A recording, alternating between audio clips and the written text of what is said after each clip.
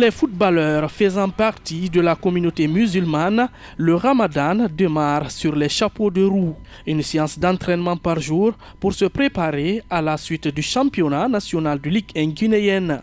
Des joueurs et leurs encadreurs doivent jongler avec le Ramadan, un mois de jeûne qui, chez les sportifs de haut niveau, peut poser problème. L'idéal serait de pouvoir les récupérer le matin avant d'avoir affaire à des hypothermies.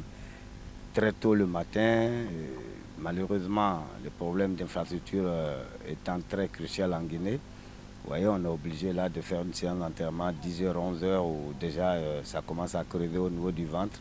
Bon, c'est à ce niveau qu'il y a problème. Mais on va essayer de faire avec, essayer de les manager pour qu'ils soient au mieux pendant la compétition. Bon, on garde le moral, ça se passe un peu mal dans la tête parce que vouloir travailler les conditions physiques quand on est à jeun, c'est un peu gênant.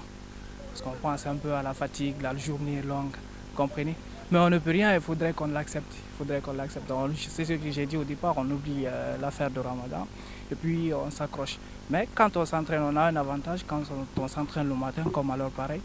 Au Wakria, par exemple, un planning a été élaboré pour mieux gérer ce mois de pénitence. Un programme, le staff et le bureau exécutif. Le programme est le suivant.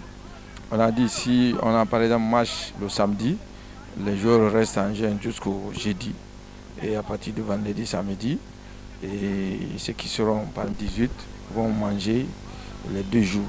Parce que c'est un problème de Dieu. On ne peut pas dire à quelqu'un qu'il faut complètement abandonner.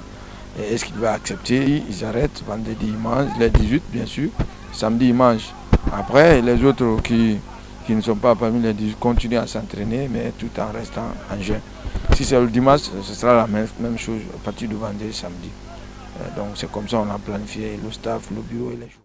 Pour le coach de l'éléphant de Koléa, les paramètres sur lesquels les entraîneurs travaillent ne doivent pas être forcément spécifiques pendant ce Ramadan. C'est au niveau de l'intensité qu'on va essayer de bercer, surtout quand on travaille sous la canicule, alors que nous savons que depuis 4 h du matin, ils n'ont rien dans le ventre.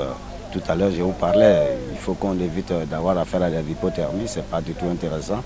Donc, on fait avec. On essaie de diminuer un tant soit peu les séances très intensives et puis pour pouvoir les avoir le jour du match au mieux de leur capacité. Selon les staffs médicaux de certaines équipes de Ligue 1 guinéenne, le choix de faire le Ramadan est une démarche personnelle comme tout ce qui touche aux aspects religieux.